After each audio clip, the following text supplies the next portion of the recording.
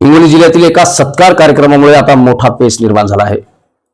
नुकतंच राज्यसभेवरून नियुक्त झालेले नेते रामराव वडकुते यांच्या स्वागतासाठी आयोजित कार्यक्रमात लहान विद्यार्थ्यांची झालेली गैरसोय आता संताप व्यक्त करणारी ठरत आहे। हा कार्यक्रम म्हणजे international hitech residency school Vasmat Parbhani रोडवरील झिरो फाटा येथे आयोजित करण्यात आला होता।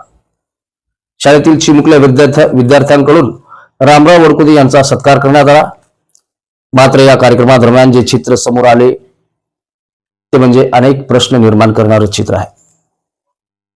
कार्यक्रमासाठी आलेले नेते आणि मान्यवर मंडळी सावलीत बसून सत्कार सोहळा पाहत होती, तर दुसरीकडे त्याच वेळी शाळेतील लहान विद्यार्थी मात्र कडक उन्हात गरम झालेल्या जमिनीवर बसून हा कार्यक्रम पाहत असल्याचे दिसून आले। उन्हामुळे जमिनीचा तापमान वाढलेले असताना विद्यार्थ्यांना तिथेच बसवण्यात आले। पिण्याच्या पाण्याची, सावलीची किंवा बसण्याची योग्य व्यवस्थेची कमतरता असल्याची चर्चा सुरू आहे। त्यामुळे पालक आणि नागरिकांमधून तीव्र नाराजी व्यक्त केली जात आहे।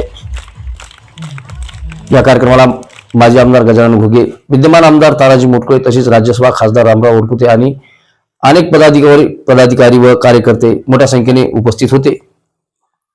मात्र आता नागरिकांचा सवाल असा आहे की जर सत्कार कार्यक्रम इतक्या मोठ्या प्रमाणावर आयोजित केला होता तर विद्यार्थ्यांसाठी सावलीची आणि बसण्याची व्यवस्था का करण्यात आली नाही?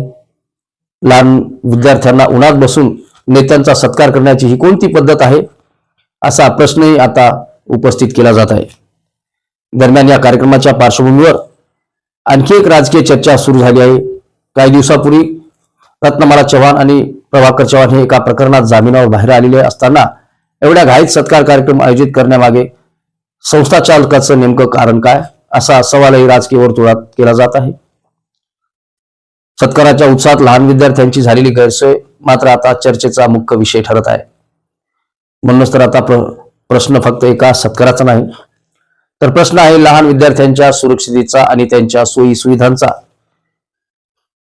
आता या संपूर्ण प्रकरणावर शाळा प्रशासन, आयोजक आणि उपस्थित नेते काय स्पष्टीकरण देतात, याकडे सर्व हिंगोली जिल्ह्याचं लक्ष लागलं आहे।